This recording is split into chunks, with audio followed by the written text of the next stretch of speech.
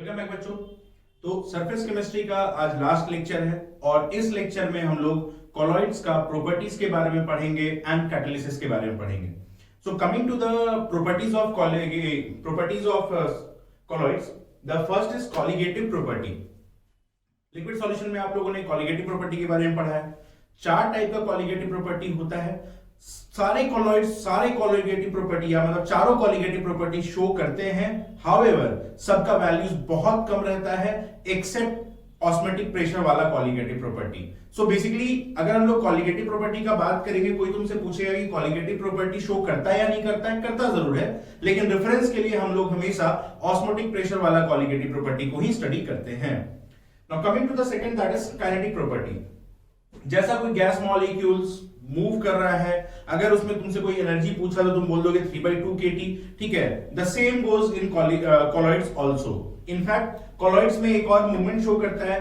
Colloidal particle जो है वो जिगजैग पाथवे फॉलो करता है and that is known as Brownian movement. So yes, they show kinetic property same as the molecules of gases and Brownian movement is also observed in case of colloids. The third is optical property. Optical property भी show करता है। आप लोगों ने Tyndall effect के बारे में पढ़ा होगा। सो टिंडाल इफेक्ट यहाँ पे शो करता है। क्वेश्चन एक बार पूछ चुका है टिंडाल इफेक्ट से रिगार्डिंग दैट टिंडाल कोन, ठीक है। Coming to the important one, that is the electrical property. देखो इलेक्ट्रिकल प्रॉपर्टी में फर्स्ट इज इलेक्ट्रोफोरेसिस। इलेक्ट्रोफोरेसिस क्या हुआ कि कोई भी कॉलॉइडल पार्टिकल है, चार्ज है, वो हम लोग देख चुके हैं उसमें करंट कैसे आया, ठीक है। सो चार्ज कॉलॉइडल पार्टिकल का मूवमेंट हो रहा है, ठीक है, towards opposite and, opposite charge and. For example जैसे मान लो अगर ये एक सेटअप है, ठीक है, पॉजिटिव चार्ज इधर, नेगेटिव चार्ज इधर। अब इस पॉजिटिव के तरफ जो जो कॉलॉइड नेगेटिव चार्ज वाला होगा, जो भी नेगेटिव चार्ज वाला कॉलॉइड होगा उसका मूवमेंट जो है वो इसके तरफ रहेगा, वाइल जो पॉजिटिव चार्ज वाला होगा, sorry this is negative, while जो पॉजिटिव चार्ज वाला होगा उसका मूवमेंट ऑपोजिट डायरेक्शन में रहेगा। Now this movement of colloidal particles under the influence of this movement of colloidal particle, ठीक है, जो तुम अगर इन डाल दिए, ऑपोजिट इन डाल दिए चार्ज एंड, तो उधर जो मूवमेंट हो रहा है, this phenomena is known as electrophoresis. अगर मूवमेंट स्ट्रिक्टली टुवर्ड्स एनोड है तो उसको एनाफोरेसिस बोलेंगे। अगर मूवमेंट स्ट्रिक्टली टुवर्ड्स कैथोड है तो उसको हम लोग कैटाफोरेसिस बोलेंगे। यहां पे एक टर्म आता है जिसमें तुमको कंफ्यूज नहीं करना है, that is electroosmosis. What actually is electroosmosis? Suppose करो कॉलॉइडल चार्ज पार्टिकल का मूवमेंट नहीं हो रहा है, instead of colloidal charge particle movement हो रहा है मीडियम का, ड्रैगिंग हो रहा है, मूवमेंट ड्रैग, मीडियम ड्रैग कर रहा है, तो इसको हम लोग बोलते हैं electroosmosis, if the movement of medium takes place instead of colloidal particle, ठीक है। Now coming to the electrical double layer. Electrical double layer क्या होता है यार? मान ले कोई भी कॉलॉइडल पार्टिकल है, ठीक है, तो सपोज करो ये, इसको हम सरफेस मान रहे हैं और यहां पे ना पॉजिटिव चार्ज इन वाला कॉलॉइडल पार्टिकल है, ठीक है, ये फिक्स लेयर हो गया। अब इसके ऊपर जो भी लेयर बैठेगा, ऑब्वियस सी बात है वो नेगेटिव वाला बैठेगा, ये मूविंग वाला है, ठीक है, और ये वाला फिक्स्ड है जो नीचे वाला है, ठीक है, ये मूव करता रहेगा, ये जाएगा तो दूसरा नेगेटिव वाला आएगा, फिर इसके ऊपर कोई और पॉजिटिव आएगा, समझ में आ रहा है? तो यहां पे एक डबल लेयर बना है जिसको हम लोग बोलते हैं इलेक्ट्रिकल डबल लेयर। और जिस पोटेंशियल पे इलेक्ट्रिकल डबल लेयर का फॉर्मेशन हो रहा है, that potential is known as zeta potential या फिर इलेक्ट्रोकाइनेटिक पोटेंशियल। कोआगुलेशन और फ्लॉक्यूलेशन एक ही टर्म है, मतलब होता है एग्रीगेशन ऑफ कॉलॉइडल पार्टिकल। कहीं कोई कॉलॉइडल पार्टिकल है और आपस में जुड़ने लगे, ठीक है, बहुत बार ये ठीक भी होता है, बहुत बार ये बहुत खराब भी कर रहा होता है, तो कोआगुलेशन को रोका भी जाता है, रोकने का तरीका होता है, खैर उस पर हम लोग आएंगे। तो कोआगुलेशन क्या हुआ? Aggregation of colloidal particle. अगर कॉलॉइडल पार्टिकल जो है वो आपस में जुड़ने लगे, ठीक है, एक फ्लॉक्युलेट कर जाए साथ में, तो उसको हम लोग क्या बोलेंगे? उसको हम लोग बोलेंगे कि कोआगुलेशन हो गया है या फिर फ्लॉक्युलेशन हो गया है। कोआगुलेशन होने के लिए ना कौन कितना कोआगुलेशन करता है उसके लिए एक रूल है, and that rule is Hardy Schulze rule. Hardy Schulze rule क्या बोलता है कि कोई भी सॉल्यूशन में तुम अगर ये करा रहे हो तो चार्ज जितना, आयंस जो है ना उसका चार्ज जितना ज्यादा हो, चाहे पॉजिटिव चाहे नेगेटिव, उससे फर्क नहीं पड़ता है। अगर मान लो प्लस वाला है तो +3, अगर मान लो सबसे +1 +2 +3 है तो +3 वाला ज्यादा कोआगुलेट कराएगा, ठीक है, ज्यादा कॉलॉइडल पार्टिकल को अपने पास, सॉल्यूशन को अपने पास खींच के रखेगा। सिमिलरली माइनस वाले में जा रहे हैं, अगर -1 -2 -3 -4 तक आ गया तो -4 वाला ज्यादा कोआगुलेट कराएगा। मतलब हार्डी-सल्ज रूल बोला कि चार्ज जितना ज्यादा कोआगुलेटिंग पावर उतना ज्यादा, ठीक है। अब ना, ठीक है, charge of cation oblique anion higher is the coagulating power. अब इसमें दो तरह का क्वेश्चन पूछता है। मान ले क्वेश्चन ऐसे पूछा कि Al3+ Mg2+ और Na+, बोला कोएगुलेशन ज्यादा कौन कराएगा, तो कोएगुलेशन ज्यादा ये कराएगा। कैसे पता चलेगा कोएगुलेशन कौन करा रहा है क्या नहीं करा रहा है? तो जो कोलोइडल सॉल्यूशन दिया है ना, पहले उसको देखो कि वो कोलोइडल सॉल्यूशन पॉजिटिव है कोलोइडल सॉल्यूशन या नेगेटिव कोलोइडल सॉल्यूशन। बात समझ में आ रहा है? तुमको आयंस हो सकता है नहीं देगा, तुमको एक मॉलिक्यूल दे देगा, एक कॉम्प्लेक्स कंपाउंड दे देगा जिसको तुम आयंस में ब्रेक कर दिए। अब उसमें तो पॉजिटिव आयन भी है, उसमें नेगेटिव आयन भी है, केस तो फंस गया। तब तुम देखो कि तुमको जो सॉल्यूशन को कोएगुलेट कराने के लिए बोला है कोलोइडल सॉल्यूशन, वो पॉजिटिव है या नेगेटिव। कहां मिलेगा एग्जांपल? एक तो एनसीईआरटी में डायरेक्टली एग्जांपल दिया हुआ है, या फिर एनएमएसटी में भी देखोगे जो उसका थ्योरी का लास्ट पेज है उसमें चार्ट बना के दिया हुआ है, ठीक है, कौन सा पॉजिटिव है कौन सा नेगेटिव चार्ज कोलोइडल सॉल्यूशन है। तो अगर मान लो पॉजिटिव चार्ज कोलोइडल सॉल्यूशन हुआ तो नेगेटिव आयन का चार्ज देखेंगे, अगर मान लो नेगेटिव चार्ज कोलोइडल सॉल्यूशन हुआ तो पॉजिटिव आयन का चार्ज देखेंगे। बात समझ में आया? और सबसे ज्यादा कौन कराएगा? Al3+। क्वेश्चन में थोड़ा सा ट्विस्ट, क्वेश्चन में पूछ दिया कि किसका मिनिमम कंसंट्रेशन लगेगा, मिनिमम कंसंट्रेशन। तो मिनिमम कंसंट्रेशन भी अगेन इसी का लगेगा ना, ज्यादा कोएगुलेशन यही करा रहा है, इसका मतलब मिनिमम भी इसी का लगेगा, कम अमाउंट में ज्यादा कोएगुलेट करा देगा। बुझाया?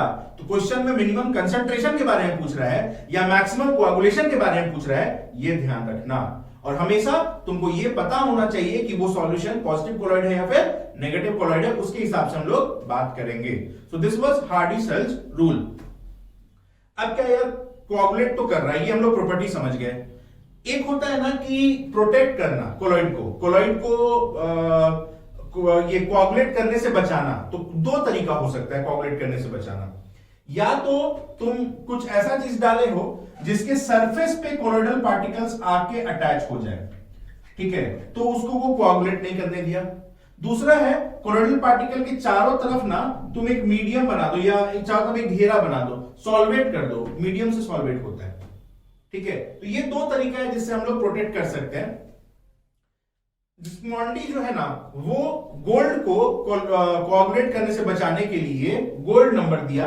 गोल्ड नंबर का डेफिनेशन ही पूछेगा, डेटा इस डेफिनेशन में ही इतना है ना, इसी में तुम कंफ्यूज हो जाओगे। तो इसका डेफिनेशन को एकदम रट लेना, ऑनेस्टली रट लेना इसका डेफिनेशन को, सीधा डेफिनेशन से क्वेश्चन पूछता है। क्या है? Minimum weight of protective colloid, जिससे हम लोग प्रोटेक्ट कर रहे हैं, और मिलीग्राम में रहता है ये, ठीक है। Required to prevent the coagulation of 10, ये इंपॉर्टेंट है, 10 ml of standard gold sol, उसको हमको कोएगुलेट करने से रोकना है जब हम लोग 1 ml ऑफ 10% NaCl सॉल्यूशन उसमें डालेंगे। बात समझ में आया? तो ये था गोल्ड नंबर। तो बेसिकली कोलॉइड्स पे इतना बात है, ठीक है। और एक छोटा सा टॉपिक बचा है कैटालिसिस, इसको अभी हम लोग कंटिन्यू करके इस लेक्चर को वाइंड अप करते हैं, ठीक है ना। और फिर हम लोग इस पे जो क्वेश्चंस वगैरह है एनसीईआरटी पढ़ लेना, एनसीईआरटी इंपॉर्टेंट है, एनसीईआरटी का एक लाइन इंपॉर्टेंट है, याद रखना, ठीक है। तो चलो स्टार्ट करते हैं कैटालिसिस। कैटालिसिस में हम लोग जानते हैं कैटलिस्ट के बारे में। कैटलिस्ट क्या होता है? जो रेट ऑफ द रिएक्शन को आइदर बढ़ा देगा या घटा देगा without undergoing change in itself. मतलब जो कैटलिस्ट तुम स्टार्टिंग में यूज करोगे that will come out at the end of the reaction, ठीक है।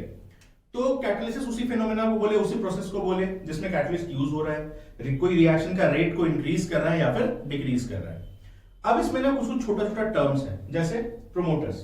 प्रोमोटर्स वो हुए जो कैटलिस्ट के एक्टिविटी को इनहांस कर दिए या उसके एक्टिविटी को बढ़ा दिए। तो आइदर रेट को, अगर वो रेट बढ़ा रहा है कैटलिस्ट तो प्रोमोटर उसके रेट को बढ़ाएंगे, या फिर अगर घटा रहा है कैटलिस्ट तो उसके रेट को घटाएंगे। The second is inhibitor. Inhibitor slows down the catalyst. Promoter activate करता है एक्टिविटी को, इनहिबिटर उनके एक्टिविटी को स्लो डाउन करेगा।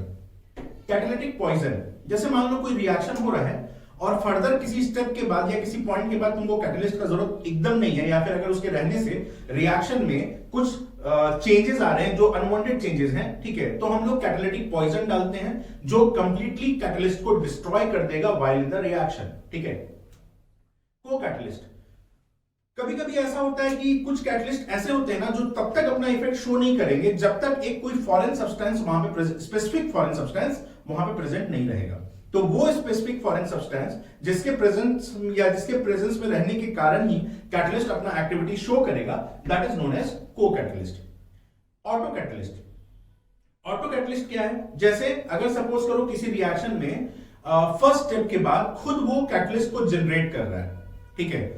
जब क्या है कि सपोज करो कोई रिएक्शन हो रहा है, उस रिएक्शन में जो पर्टिकुलर रिएक्शन हो रहा है, उस पर्टिकुलर रिएक्शन में जो कैटलिस्ट चाहिए वो रिएक्शन खुद प्रोड्यूस कर रहा है।